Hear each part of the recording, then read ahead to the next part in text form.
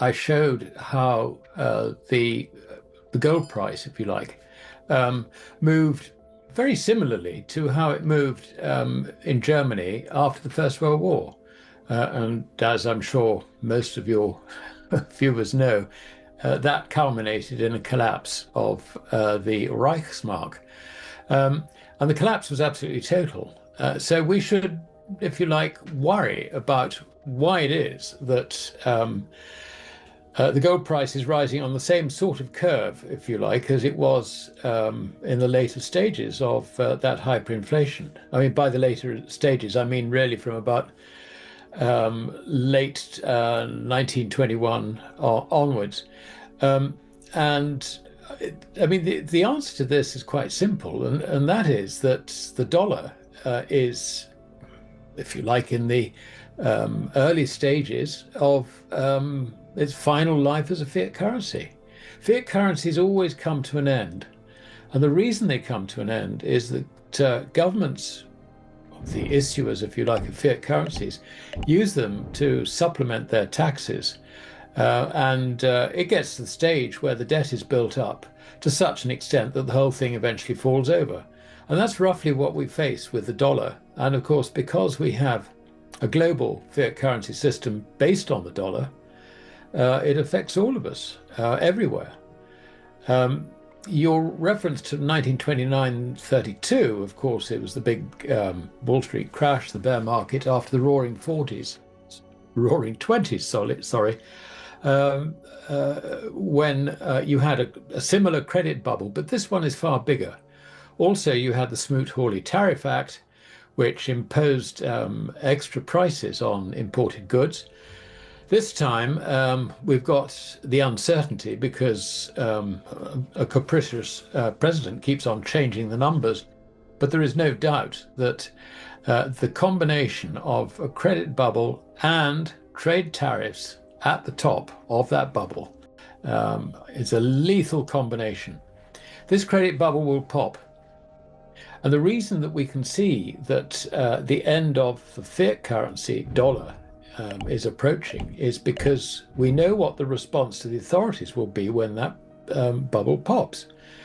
Because a popping bubble basically means there's more risk in credit, which means that bond yields will rise, borrowing costs will rise for anyone borrowing overnight or whatever. It doesn't matter what the Fed says the funds rate is. I mean, that's completely immaterial. But, you know, markets look at risk and they have to price that risk, and they will price that risk in the knowledge that the purchasing power of the dollar is falling because that debt is being monetized. It's actually already being monetized because the Treasury is relying increasingly on the issuance of T-bills to fund its deficit, because the cost, if you like, of funding at the long end of the yield curve is just too great for it. And, you know, it's also found that there isn't really the demand out there along the yield curve, if you like, to support the level of financing. I mean, you've got the deficit, and also you've got all the maturing debt, which has to be rolled over. So, there's substantial refinancing problems there. And it's being monetized is really what it boils down to. This is very, very bad news, already being monetized. And then this week we had the Fed turning around and saying, no more QT, now it's going to be QE, and we're going to knock a quarter point off the Fed funds rate. So you can see that the Fed has switched from trying to manage the inflation problem to trying to stop the economy from sliding into recession. So put all that together, you can see how the ghosts, if you like, of the Reichsbank are on the stage now. They don't really have the knowledge. And if you don't have the knowledge, you can't put two and two together. So it's the combination of that.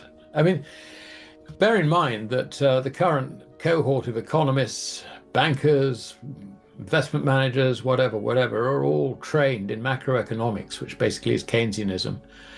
And so they don't actually understand economics. I mean, the whole of the Keynesian thing is a myth.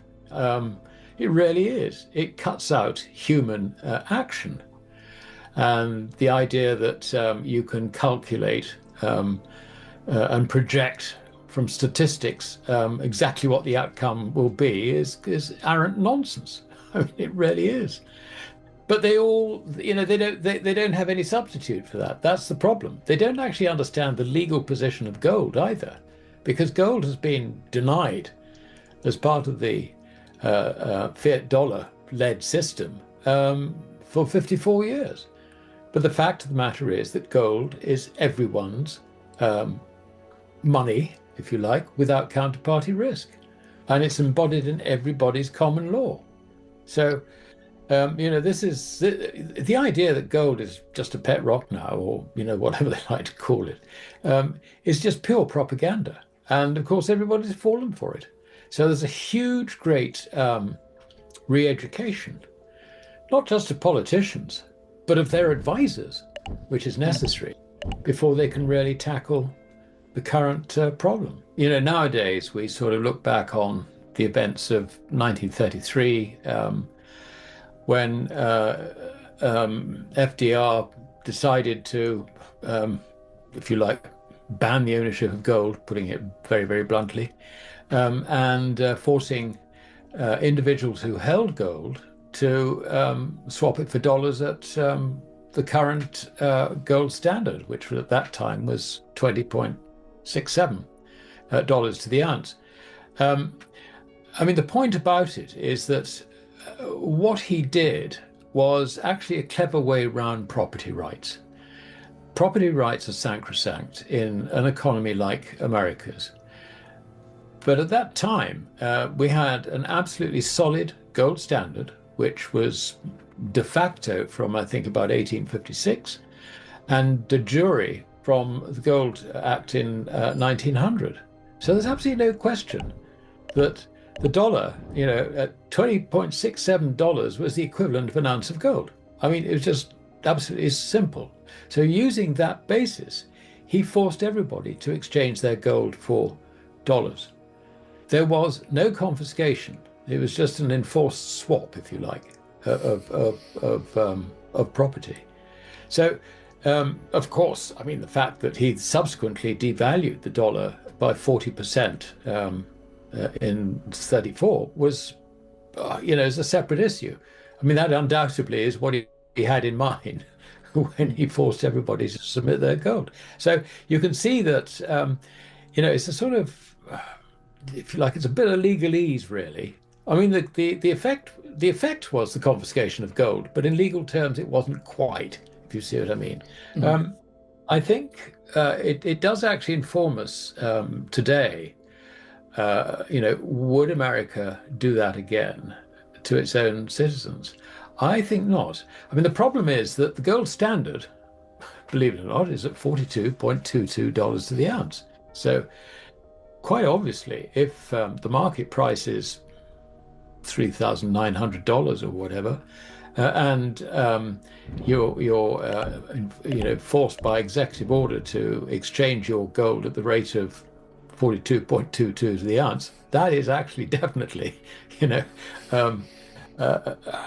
stealing your property. Or stealing the value of your property. Anyway, so one way and another, I don't think it's so easy to do now.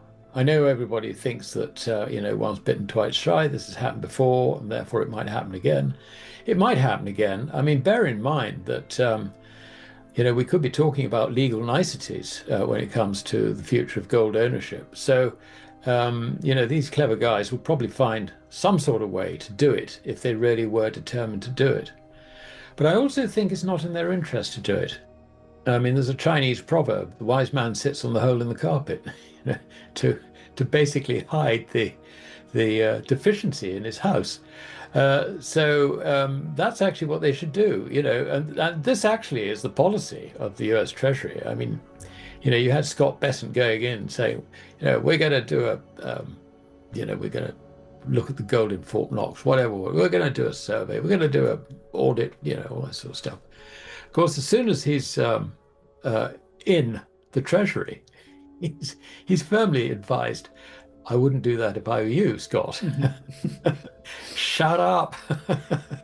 You have to ask yourself why. It's a sort of question of shut up. There are two possible answers to this. The first is The obvious one that the official line has been that gold is now a pet rock. It's got nothing to do with the monetary system, so don't talk about it. That's one option. The other option is that actually there is likely to be a deficiency in the quantity of gold. So the report that they've got, what, 8,130 tons, or whatever the current figure is likely to be incorrect. And it's not just because it hasn't been audited properly.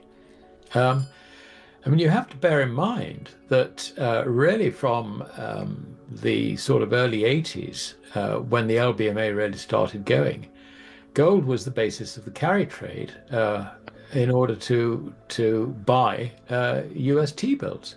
And so, you would go and lease gold, say, from a central bank, sell it into the market, apply the proceeds to T-bills, and so your cost of funding was roughly 1%, and the return you were getting was up to 10%. You know, and you leverage it up if you can, absolutely. I mean, this is a brilliant trade.